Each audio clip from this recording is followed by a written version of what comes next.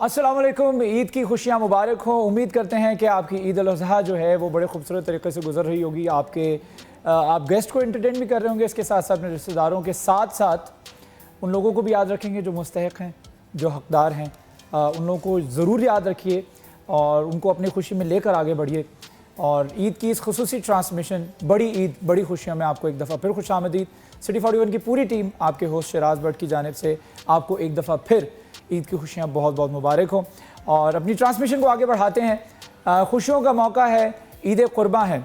इसार कुर्बानी के वर्ड को ज़रूर याद रखिए और इस टर्म को याद रखते हुए जैसे मैं पहले कहा और दोबारा मेंशन करता हूँ कि गरीब गुरबा, हकदार, मुस्तहिकीन और जो वो लोग जो ख़ुसूसी तौर पर इस दिन का इंतज़ार कर रहे होते हैं कि ये दिन आए तो हमें कुछ ना कुछ जो है हमारे घर पे भी जो है वो गोश्त पके और हमारे घर पे भी जो है वो ईद का समा हो। बेसिकली हकीकी ईद उनकी होती है और उनकी ईद आपकी वजह से आप किसी का अगर वसीला बनेंगे तो अल्लाह ताला इसको एक्नॉलेज भी करता है और you will get to see the fruits of that in this world and in the next world as well।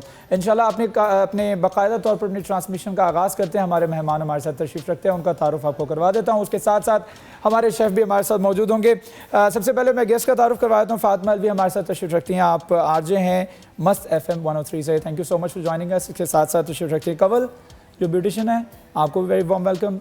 आप दोनों को ईद बहुत बहुत मुबारक हो। Thank you so much. इसके साथ साथ हमारे साथ आवाज़ है फैसलाबाद की, बड़ा अच्छा टैलेंट शुजा साहब हमारे साथ तशरीफ़ रखते हैं। Shuja sahab thank you so much for joining us. Eid मुबारक। खैर मुबारक, आपको भी ईद मुबारक, सब देखने वालों को ईद मुबारक। बहुत शुक्रिया। इसके साथ साथ हमें हमारे किचन में कॉटन कॉलेज के शेफ़ हैं, बल्कि मैं कहता हूँ मास्टर शेफ़ हैं हमारे, उन्होंने हमें ज्वाइन किया है। जहाज़ेब भाई अस्सलाम वालेकुम एंड ईद मुबारक। वालेकुम अस्सलाम, आपको भी ईद मुबारक। Thank you so much. कैसे हैं आप? अल्हम्दुलिल्लाह मैं ईद इज़ गोइंग गुड। अल्हम्दुलिल्लाह ज़बरदस्त। चलें अपनी ट्रांसमिशन का बाकायदा आगाज़ करते हैं। हमारे साथ हमारे गेस्ट मौजूद हैं। सबसे पहले मैं रुख करूँगा फातिमा अलवी का। फातिमा बताइएगा कैसी ईद गुजरती है, ख़ास तौर पर बकरा ईद के हवाले से बात की जाए तो। बकरा ईद तो बहुत बिजी गुजरती है ख़वातीन के लिए, तो हमेशा से जो बड़ी ईद है वो आपको पता है किचन में गुजर जाती है। बट मुझे अभी ये चीज़ फील होती है कि जो बचपन की ईदें थी ना, अभी वो चीज़ ख़त्म हो गई है। शायद टाइम की कमी है, टाइम नहीं है किसी के घर जाने का, रिश्तेदारों के साथ मिलने का।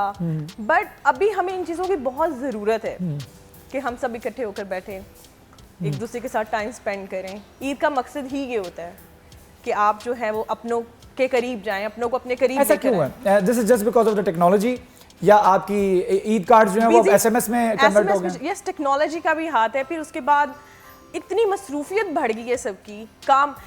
इवन मैं इस दफ़ा एक और चीज़ सुन रही थी कि लोग कह रहे थे हम कोई बड़ा जानवर कुर्बान नहीं करना चाह रहे। तो मैं इतने लोग ये बात क्यों बोल रहे हैं? तो वो कहते हैं जी कि इतना टाइम नहीं है कि हम तकसीम करें जाके। मतलब लोग ईद का मकसद भूल गए कि ईद का बेसिकली मकसद क्या है। बेसिकली टाइम की किल्लत की वजह से लोग ये जिम्मेदारियां जो किसी और के ऊपर कन्वर्ट कर देते हैं और यही वजह है कि फिर वो इस चीज़ से महरूम रहते हैं। यार सारा दिन सो के गुजार लेंगे, हाँ सो के गुजार। जस्ट लोग ये समझते हैं कि this is just another holiday, ये एक और छुट्टी है, उसको छुट्टी के तौर पर बनाया जाता है। बस आराम करके ईद का जो असल मकसद है उसको समझें, इसका मकसद क्या है। बिल्कुल, ईद का मकसद और ख़ास तौर पे जो बकरा ईद का मकसद, जो ईद उल अज़हा का मकसद है, वो सुन्नत इब्राहिमी पर अमल करना है। और सुन्नत इब्राहिमी पर अमल जो है वो तब तक पूरा नहीं होता, तब तक मुकम्मल नहीं होता जब तक आप खुद अपने हाथ से वो गोश्त जो है वो लोगों में तकसीम ना करें। हम लोग की आदत बन चुकी है कि अब हम जो है वो ये तमाम जिम्मेदारियां हम खर्च कर देते हैं, पैसे जानवर खरीद देते हैं और हम समझते हैं कि हमारा काम खत्म हो गया, कुर्बानी हमने कर ली है। बस सिर्फ यहाँ तक आपका फ़र्ज नहीं है, गरीबों को ढूंढें, बल्कि अब ढूंढने की ज़रूरत नहीं है। जो हालात हैं, आप घर से बाहर निकलते तो इतने मुस्तहिक लोग हैं जो आपको हर जगह पे नजर आते हैं। अच्छा, इसके साथ साथ मैं कंवल से भी बात करना चाहूँगा। कंवल, बीइंग ए ब्यूटिशियन, तो आपके तो ईद के दिन जो है वो बहुत ज़्यादा मसरूफ़ और बहुत ज़्यादा बिजी होते हैं। जी बिल्कुल। तो किस तरह गुजरती कैसे है ईद? मतलब बहुत ज़्यादा मसरूफ़ गुजरती है या ईद पर जो है वो मुकम्मल छुट्टियाँ करती हैं? ईद पे तो हाँ 3 डे ऑफ होते हैं, बड़ी ईद पे, छोटी ईद पे 2 दिन ऑफ होते हैं और बड़ी ईद पे हम लोग 3 दिन के लिए क्लोज कर देते हैं कॉलेज को। और जो ईद डेज मतलब चांद रात तक तो काफ़ी बिजी होते हैं ना, लेट नाइट तक, तो टायर्ड ही गुजरती है वैसे तो ईद। बहुत थकावट वाली गुजरती है। थकावट भी होती है लेकिन साथ साथ अच्छा, आप उन लोगों में से हैं जो ईद पर सुबह सुबह उठ जाते हैं या उन लोगों में से हैं जो 12-1 बजे जाके उठते हैं?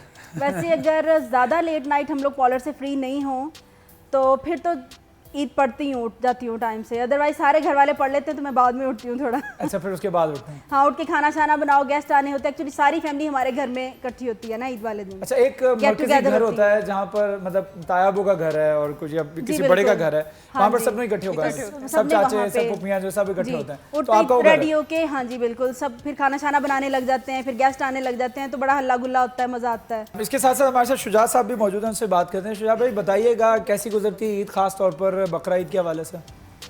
अल्हम्दुलिल्लाह अच्छी गुजरती है हमेशा की तरह, मगर मैं कभी भी काम नहीं करता घर में।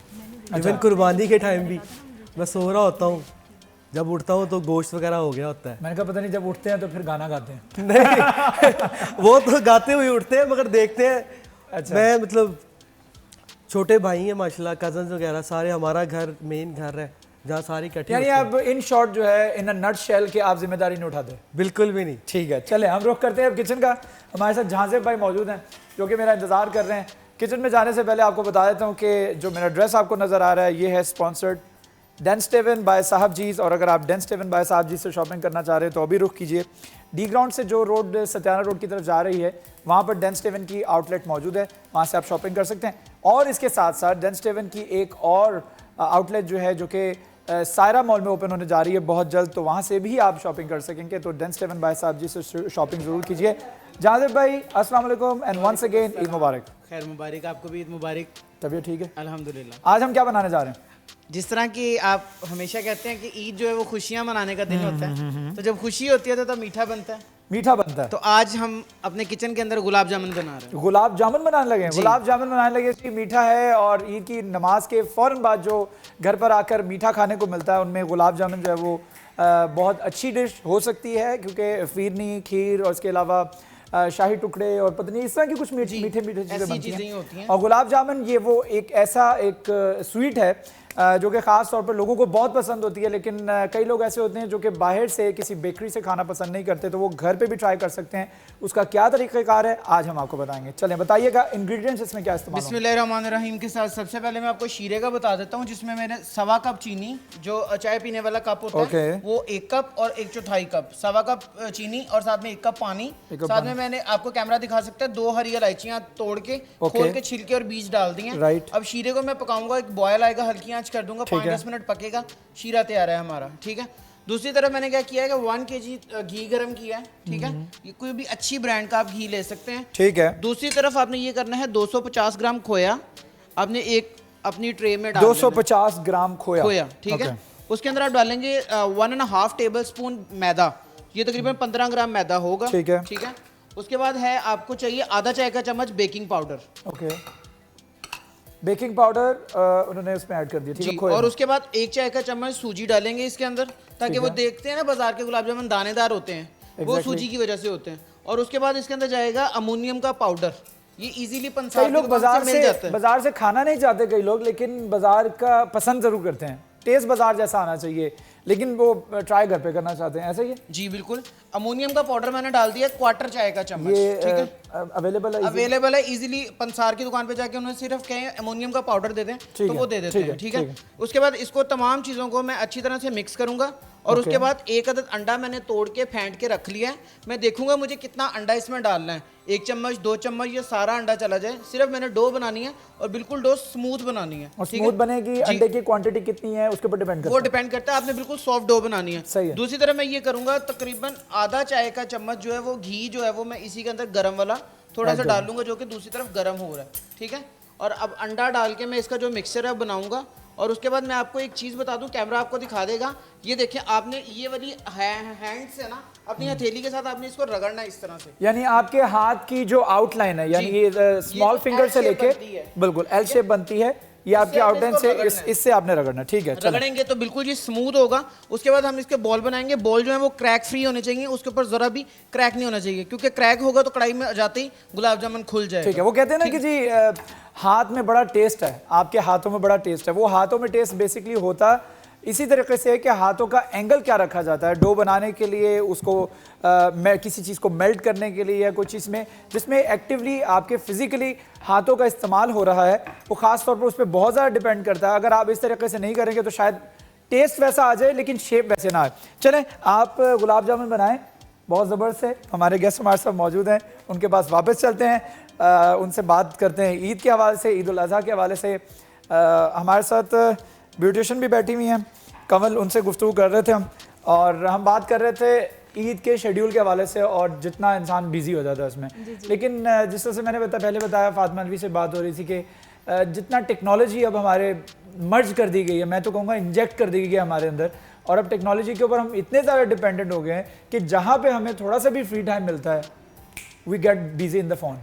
हम लोग we start trolling on the phone, और उसके बाद फ़ोन के ऊपर हम इतना बिजी हो जाते हैं कि हमें याद ही नहीं रहता 1-2 घंटे किस तरह गुजर गए। हम we are using the Facebook and other social medias, तो वो अब हमें कुछ फ्री टाइम मिलता भी है तो हम वो अपनों के साथ गुजारते नहीं हैं। मैंने कई लोग ऐसे देखे हैं कि कोई दावत रखी हुई है, कहीं पे गेट टुगेदर है फ्रेंड्स का, कज़न्स का, फैमिलीज़ का, तो वो बैठे हुए हैं आपस में सारे, बात कोई नहीं हो रही, सब मोबाइल्स पे लगे हुए हैं, सब अपनी तो गेम्स ये पे लगे हुए हैं। मेरे ख्याल में इसकी वजह से भी हमारी ईद की जो खुशियाँ वो बड़ी लिमिटेड हो गई हैं। Forget about the other things कि गुर्बत बहुत है, या कुछ लोगों के पास टाइम नहीं है, या लोग पैसे खर्च के टाइम नहीं देना चाहते, वो चीज़ें एस्पेक्ट होंगी, लेकिन ये बहुत बड़ा एक फैक्टर है। आप क्या समझती हैं? जी बिल्कुल, इस सोशल मीडिया ने और इन चीज़ों ने बहुत ज़्यादा रिश्तों से हमें दूर कर दिया है। अपने ही घर में इवन के हम लोग कितने कितने दिन एक दूसरे के साथ बहुत ज़्यादा कोई मीटिंग नहीं होती, हल्ला गुल्ला नहीं होता, कोई मजाक नहीं होते। जिस तरह पहले हम लोग छोटे थे, बहन भाई सब लोग आपस में मिलके, अब हम सब इकट्ठे भी होते हैं तो अपने अपने कोई वीडियो कॉल पे लगा हुआ है, कोई कहीं पे लगा हुआ है, तो काफ़ी ज़्यादा वैसे ये हो गया हुआ है ट्रेंड ना। बहुत बाकी रही सही कसर आपके मोबाइल फ़ोन के जो SMS सिस्टम है उसने पूरी कर दी है कि आप व्हाट्सएप करते हैं, आप सिलेक्ट करते हैं पूरे 250 लोगों को, वो एक व्हाट्सएप 250 लोगों को सेंड किया और बरियो ज़िम्मा हो गए कि मैंने तो ईद मुबारक कर दिया सबको। एक्चुअली पता क्या, मेरे क्लाइंट्स की, मेरी फैमिली की भी मेरे से बहुत ज़्यादा कंप्लेन रहती, बल्कि ये लोग भी मेरे फ्रेंड्स हैं इनकी, कि कितने कितने दिन में मैसेज नहीं देखती। मेरी पर्सनल फ़ोन बहुत कम मैं यूज़ करती हूँ, मतलब मुझे ना मैसेजिंग करने का कोई ख़ास शौक है, तो बल्कि मैं सिस्टर्स को भी कहती हूँ यार डायरेक्ट कॉल किया करो, 2 मिनट की बात करो, दैट्स इट।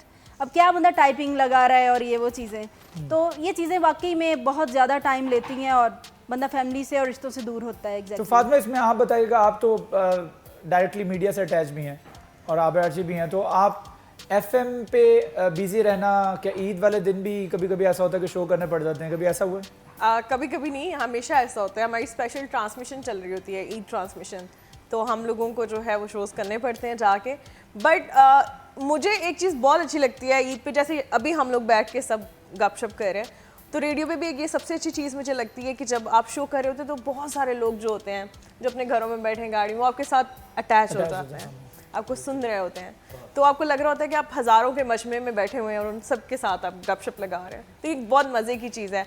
बट टेक्नोलॉजी की जो बात है वो मैं वैसे भी पहले भी कह रही थी कि हम अभी चाहे जितना भी ये सब बोले ना कि नहीं हम कोशिश करेंगे कि अपनों को टाइम दे, लेकिन हमारी एक आदत बन चुकी है। अगर आपके हाथ में सेलफोन, मैं अभी भी फ़ोन अपने हाथ में लेके बैठी हुई हूँ, आपके हाथ में फ़ोन नहीं है तो आपको लगता है यार कुछ भी नहीं है। आप पता नहीं कितने बैठे हो। दोस्त है, उन्होंने अपने घर पे बाकायदा तौर पर एक बोर्ड लगा रखा है कि mobile phone is not allowed in the house. That's good. तो वो क्या करते हैं, वो लोग अपने घर में एंटर होने से पहले उन्होंने बास्केट रखी हुई है, वो उनके घर में एंटर होने वाला जो भी फैमिली मेंबर है वो बास्केट में अपना फोन वहां पर ड्रॉप करके, seriously, and then they enter in the house. और ये जिसकी वजह से वो घर में जब उनको फ्री टाइम मिलता है they are talking to each other, वो एक दूसरे का इमोशंस शेयर करते हैं। अब हमारे अंदर प्रॉब्लम ये है कि हम लोग कुछ चीज़ें शेयर नहीं कर पाते क्योंकि मोबाइल फोन पे बिजी होते हैं, फ़ोन आ गया। अब आपकी आदत के साथ साथ आपकी ज़रूरत भी बन चुका है। ऐसे ही है। इसके बहुत से अच्छे फायदे भी हैं, वैसे लेकिन ये एक बड़ा अच्छा आइडिया है।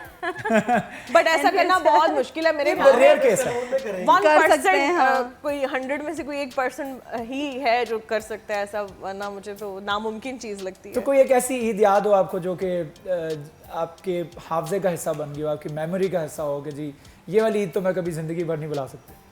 बचपन की ईदें तो सारी मुझे लगता है अभी भी जब भी ईद आती है तो मैं वो याद करके उनको सैड हो जाती हूँ यार, क्या दिन थे। सिर्फ इस वजह से कि ईद ही लेते हैं उसमें छोटी-छोटी शॉपिंग भी होती थी। हाँ, बड़ा मजा। घर से निकल जाते थे, घूमते थे, फिरते, और मुझे अच्छी तरह से याद है सुबह 9 बजे जैसे ही तैयार होते थे, पैसे मिलते थे ईदी, तो उसके बाद मैं शाम को घर वापस आती थी। हमारे घर के करीब ही एक जगह थी जहाँ पे वो सब राइड्स वगैरह थी, तो हम सब वहाँ बच्चे जाते थे।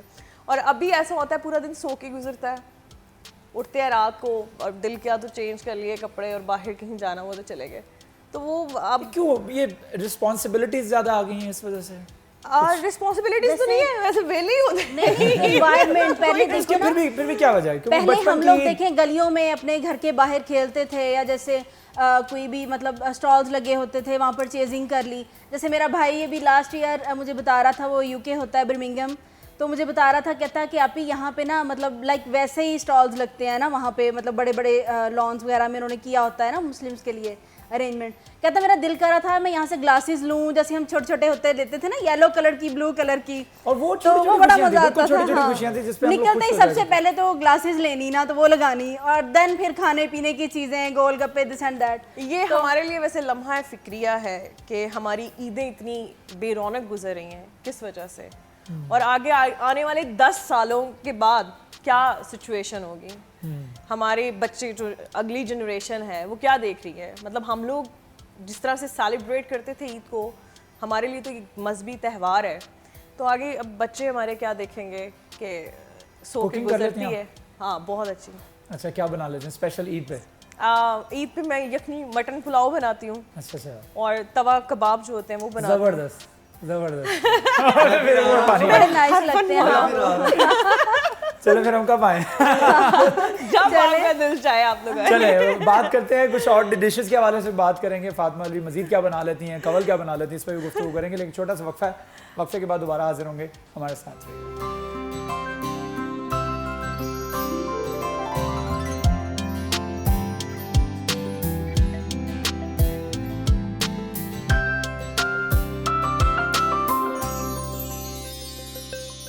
ये आपने कब रिलीज किया गाना सर? ये गाना तो काफ़ी 8-9 महीने पहले इंशाल्लाह रिलीज़ किया था माशाल्लाह। अच्छा, तो बड़ा response अच्छा मिला? रिस्पांस, बहुत आला इसका रिस्पांस अल्हम्दुलिल्लाह। ये सब लोग टीवी पे देखते हैं गाना, काफ़ी माशाल्लाह चलता रहता है। जबरदस्त, आज की अल्लाह का बड़ा आवाज़ भी माशाल्लाह अच्छी है आपकी। जी जी बिल्कुल, अल्लाह का शुक्र। कंटिन्यू करते हैं अपनी ट्रांसमिशन को। हमारे गेस्ट हमारे साथ मौजूद हैं फातिमा अलवी, और उनके साथ साथ हम ब्यूटिशियन भी मौजूद हैं कवल। गुफ्तगू कर रहे थे हम ईद के हवाले से और ईद की मसरूफियत के हवाले से। तो फातिमा बताइएगा, ईद पे जैसे आपने बताया कि बचपन की ईदें जो हैं वैसी अब ईदें मिलती नहीं हैं। बिल्कुल। अब आगे हमारे बच्चे जो हैं या हमारी फैमिलीज में जो बच्चे हैं वो हमारे पास आते हैं और ईदी मांगते हैं, तो कम से कम उन बच्चों में अपना बचपन नजर आता है। आते हैं बिल्कुल। फिर कभी भी उनको ना करने का दिल नहीं करता। मैंने देखा कभी हमारी फैमिली के अंदर से भी कुछ लोग बच्चे आएंगे आके हुई, अच्छा वो जब ईद मांग रहे होते हैं उस बच्चे की बड़ी एक्सपेक्टेशंस होती हैं आपसे कि आप उसको कुछ ना कुछ देंगे, खाली हाथ नहीं भेजेंगे। तो वाकई में उन बच्चों को फिर खाली हाथ भेजने का दिल भी नहीं करता। और खाली हाथ भेजना भी नहीं चाहिए, क्योंकि उनको पता होना चाहिए ये ईदी, ये सब छोटी छोटी चीज़ें अगर हम उनको बताएंगे तभी वो आगे चल के, जैसे मैं ये थोड़ी देर पहले ही ये बात करी थी कि हमें इन रवायात को जिंदा रखना है, ठीक है, और ये हम पे है। अगर हम इसी तरह से ईद वाले दिन भी नॉर्मल डेज की तरह गुजार देंगे तो हमारे बच्चे कुछ नहीं सीखेंगे। जो हमारी हाफ वैल्यूज हैं वो तो ऑलरेडी चली गई हैं, ठीक है, हाफ रह गई हैं। अगर उनको हम कंटिन्यू करेंगे, नहीं करेंगे, तो फिर आने वाली जनरेशन है वो उसको कंटिन्यू कर पाएगी, वो हाफ भी खत्म हो जाएगी। बिल्कुल, ठीक है। वो जब हमारी एज पे पहुंचेंगे फिर उनको पता भी नहीं होगा पहली ईद कैसी होती थी या ईद है क्या, क्योंकि हम तकरीबन 2 जमानों में जी चुके हैं। एक हमारा बचपन था जिसमें ईदें बड़ी ज़बरदस्त होती थी और बचपन में बाहर निकलते, जिसने आपने बताया कि वो चीज़ें खरीदते थे, छोटी छोटी खुशियाँ, वही छोटी छोटी चीज़ें खरीद के खुशियाँ होती थी। हालांकि हम नॉर्मल रूटीन में भी वो चीज़ें सारी इंजॉय करते थे, लेकिन दोस्तों के साथ गेट टुगेदर और फिर उसके बाद वो जूसेस इंजॉय करना, फिर मार्केट से छोटी छोटी चीज़ें खरीदना, वो एक खरीदारी, उस खरीदारी का अपना मजा था। वो कड़क कड़क नोट जो जेब में होते थे और उसकी फीलिंग आना मेरे जेब में। अभी भी मुझे अगर 10-10 के वो कड़क कड़क नोट नजर आते ना तो मैं बोलती यार ये मुझे दे दो। ऐसे ही है बिल्कुल। वो मैं रखती हूँ अपने पास लाजमी। हाँ, और पिछली ईद के मेरे पास अभी तक पड़े हुए हैं कुछ अंदर से। बिल्कुल ऐसा होता है और ये ईद की हकीकी रूह है जो मैं समझता हूँ कि ये इसको जिंदा रखना चाहिए। ईद वाली फीलिंग आती है ना उनको देख के। असल कल्चर जो है वो ये है। अगर आप ईद पे बच्चों को ईदी नहीं देंगे, अगर आप घर में कुर्बानी नहीं करेंगे, तो आगे आप ये सोच लें कि हमारी जो नेक्स्ट जनरेशन है उसको कुछ भी पता नहीं चलेगा। बिल्कुल पता नहीं चलेगा। और अभी जो एक और चीज़ आ गई है वो मैं डिस्कस करना चाहूँगी कि अभी डिफरेंट फार्म हाउस है या कोई मतलब अब पता नहीं क्या कहूँ मैं, उनको वर्ड नहीं आ रहा मेरे पास सही इस्तेमाल करने के लिए, मतलब कुर्बानी के लिए वो आपसे पैसे लेते हैं कुर्बानी करके आपको गोश्त आपके दरवाजे पे आके दे स्लॉटर जाता हाउसेस बने हुए हैं बहुत सारे हमारे शहर में भी जो आप उनको पे करते हैं। आउट ऑफ कंट्रीज तो होता हाँ, ही ऐसा है। ही मतलब करते हैं ना, आउट ऑफ और बड़े बड़े मार्ट्स ने अभी ऑफर्स लगा दी हैं कि आप 25 किलो का बकरा हमारे से लें, वो बकरा you don't even get to see the animal जो आप सेक्रीफाइस करने जा रहे हैं, गोश्त आपके घर पे आ वो सिर्फ आपके घर पे गोश्त आएगा और वो आप बांट देंगे। कितनी बुरी बात है। ये चीज़ जो है ये आपको खुद मतलब ये बड़ी कोशिश की जा रही है आपका वक्त बचाया जाए, बेचारा जाए। और हर शख्स जब इस तरह के अट्रैक्टिव ऑफर्स देखता है कि जिसमें उसका वक्त बच रहा है तो वो कहता है इसको फौरी तौर पर अवेल करो। ठीक है, वो उसको लगेगा मेरी जिंदगी तो आसान कर दी इन्होंने, जो मुझे मेरी जिम्मेदारियां थी, अब मेरे पास जो वक्त मैंने कुर्बानी में खुदा ना खास्ता पर बोलना नहीं चाहिए जाया करना था, तो वो मैं अपने दोस्तों के साथ गुजार लूंगा या मैं उसमें सो जाऊंगा या रिश्तेदारों के पास चला जाऊंगा।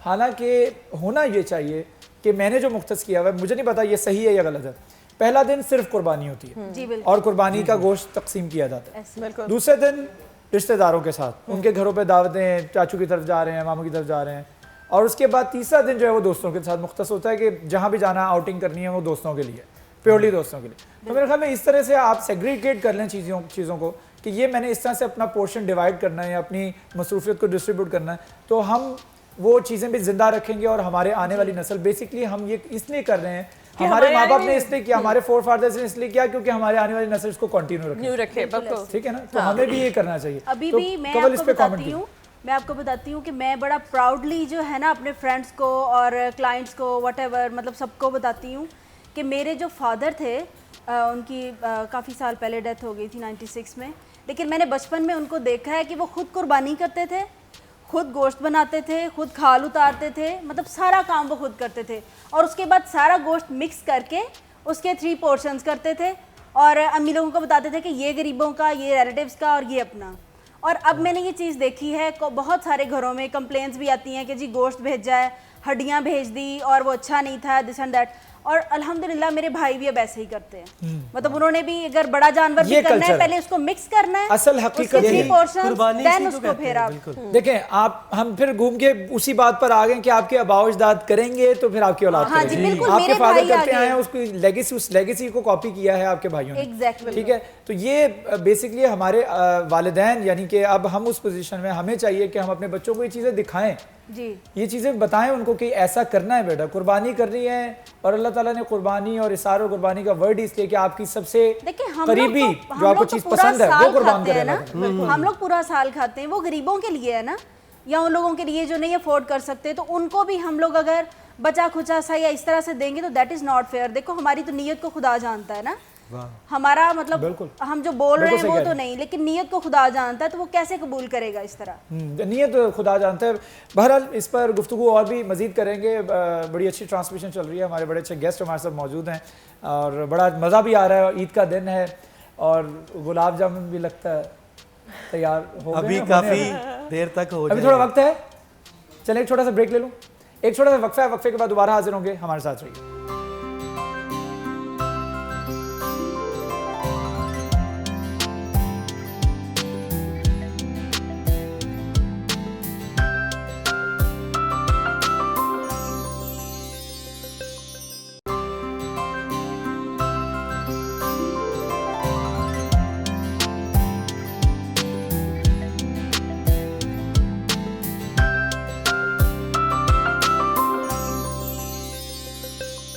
Welcome back. बड़ी ईद, बड़ी खुशियाँ, आपको खुसूसी ट्रांसमिशन सिटी 41 की जानिब से खुश आमदीद कहते हैं। मेरे साथ हमारे गेस्ट मौजूद हैं, फातिमा अलवी बैठी हुई हैं, कवल बैठी हुई हैं, उनके साथ साथ शुजा भी हैं, फैसलाबाद की आवाज़ है, फैसलाबाद का टैलेंट है, और इसके साथ साथ हमारे गुलाब जामुन भी जो हैं वो तैयार हो रहे हैं। तो रुख करते हैं दोबारा से अपने गेस्ट की तरफ, लेकिन उससे पहले मैं बात करना चाहूँगा जाजिब भाई से। जाजिब भाई, गुलाब जामुन कहाँ तक पहुँचे? अल्हम्दुलिल्लाह गुलाब जामुन जो है वो कंप्लीट हो चुके हुए हैं, मैंने डिश आउट भी कर दिए हैं और डेकोरेट भी कर दिए हैं। अच्छा, ज़बरदस्त, तैयार हो गए हैं पूरे तरीके से। चले आपकी तरफ मैं आता हूँ, लेकिन उससे पहले मैं गेस्ट से बात करना चाहूँगा। अच्छा, हम डिशेस की बात कर रहे थे, कुछ मीठे पकवान की बात कर रहे थे, तो मीठा पसंद है आपको? खबर मुझे पसंद ही मीठा है। अच्छा ठीक है, चले। ये किससे पूछ लिया? कभी कंट्रोल करने की कोशिश या कभी बस या हाथ खुला रखते हैं मीठे नहीं, पे? हाथ खुला कभी नहीं रखती, लिमिटेड खाते हैं? हाँ, लाइक मीठा बहुत पसंद है, जैसे गुलाब जामुन दिन में 1 खा सकती हूँ, और लाइक जैसे केक रस, बेकरी की चीज़ें बहुत पसंद है, तो Bakery एक items रस पसंद। खाती हूँ, ऐसा नहीं है कि 2-3 खा लेती हूँ, अच्छा, लेकिन मीठा बहुत पसंद है। एक्चुअली हमारी फैमिली में मेरे भाइयों को भी बहुत पसंद है। लेकिन कई लोगों को पसंद इस तरह से होता है ना कि वो फिरनी का बाउल है तो वो 1 नहीं, 2 नहीं, 3 नहीं, 4 नहीं, 5 नहीं, जितने मर्जी खा लें। नहीं, इस तरह से वैसा नहीं, पसंद नहीं है।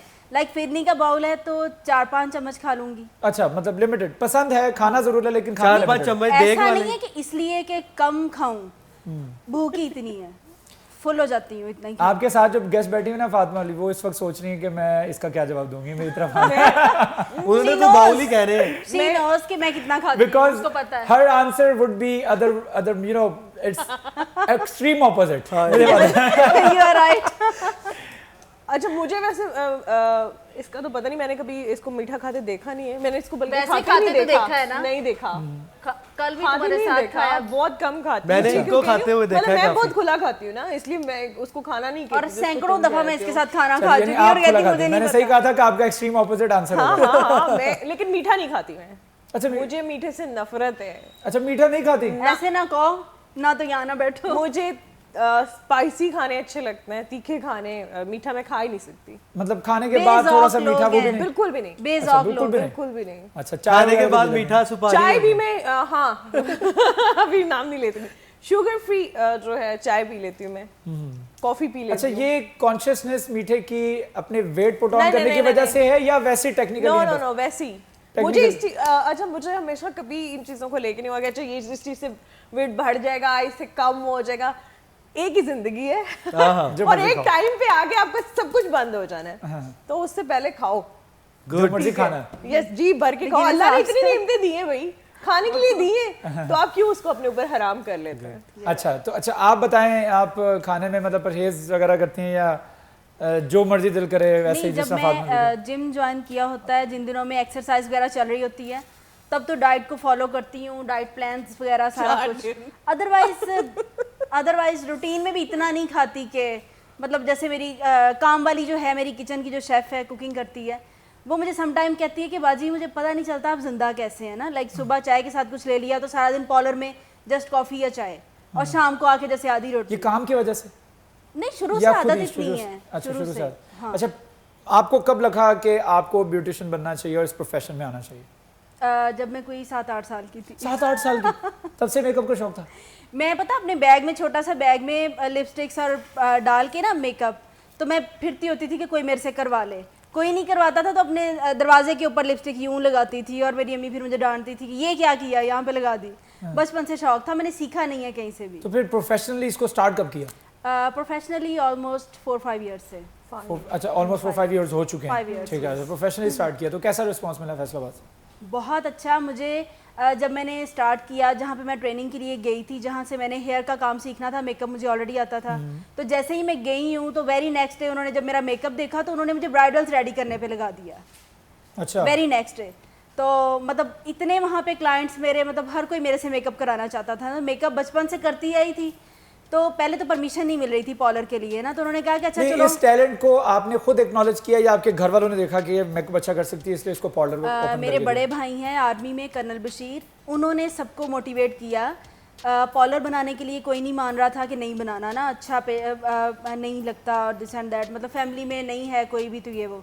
लेकिन उन्होंने कहा कि आप इसे करने दो, ये बचपन से मेकअप अपना, रोज़ मैं अपना मेकअप करती थी डेली, तो कहते अपना कर करके पागल हो गई सारी ज़िंदगी, इसको करने दो, लोगों का करे, साथ पैसे भी कमाए ना जाके। तो बशीर भाई के कहने पे फिर मुझे पॉलर बनाने की परमिशन इजाज़त मिली। मिली। हाँ, थैंक गॉड। चलें उसमें आप सक्सेसफुल रही हैं और 4-5 साल में आपने इतना माशाल्लाह नाम बना लिया कि फैसलाबाद में जी, पीपल बिल्कुल। Knows you. तो फातिमा, आपने भी कभी ऐसा सोचा था कि एक्सीडेंटली आरजे बन गई या नहीं, बोलने का मैं- शौक था शुरू से? नहीं मैंने सोचा हुआ था, और मैं, लेकिन मेरी फैमिली, वही फैमिली प्रॉब्लम्स, आपको पता है आज से अगर 10 साल पहले मैंने रेडियो ज्वाइन किया था, अल्हम्दुलिल्लाह 10 साल हो गए मुझे रेडियो करते हुए, तो तब अम्मी को नहीं पता था, बट मेरे फादर वो बहुत लविंग है, तो उनको मैंने बताया कि मुझे ऐसे, और बड़ा ये अचानक से हुआ था, शौक मुझे बहुत देर से था, बट हमारे एक आरजे हैं सवीद रज़ा, आप शायद जानते होंगे, उनको मैंने उनका नंबर रेडियो पे चल रहा था और मैंने शरारतन कॉल की, और जब मैंने उनको कॉल की तो मैंने बोला अच्छा गलती से कॉल लग गई, और उन्होंने मुझे बोला कि अच्छा तुम्हारी आवाज़ बहुत अच्छी है, हमारे ऑडिशंस हो रहे हैं, आप आ जाओ। तो मैं ये मतलब शायद मजाक कर रही है मेरे साथ, तो उसने बोला आप आओ एक दफ़ा रिकॉर्ड करवा के जाओ। फिर मैं चोरी से अपने बाबा को बताया और अम्मी को बताए बगैर हम लोग चले गए। वहाँ जाके मैंने ऑडिशन दिया और मेरी आदत ऐसी है, मैं बहुत जल्दी घुल मिल जाती हूँ लोगों में। तो वो ये चीज़ उन लोगों को बहुत अच्छी लगी और बस वो दिन था और आज का दिन अल्हम्दुलिल्लाह। अच्छा, यानी आप अपने प्रोफेशन में इंटेंशनली आई हैं? मतलब खुद होता है ना, कई दफ़ा लोग कहते हैं एक्सीडेंटली आया लेकिन मुझे प्रोफेशन पसंद आ गया। नहीं, मुझे शुरू से शौक था। चलें, हमारे गुलाब जामुन जो हैं वो भी रेडी हो चुके हैं, वो भी सर्व कर रहे हैं और उसके साथ साथ हमारे जो इस वक्त ब्रेक का वक्फे का वक्त भी हो चुका है। लेकिन वक्फे पे जाने से पहले मैं अपने मेहमानों का बहुत शुक्रिया अदा करना चाहूँगा। Thank you so much Fatima Alvi for joining us. Thank you so much Kanwal हमें ज्वाइन करने के लिए। लेकिन और थैंक यू सो मच झांसे भाई for cooking these wonderful gulab jamun for us. और इसके साथ साथ शुजा भाई आपका शुक्रिया अदा करना।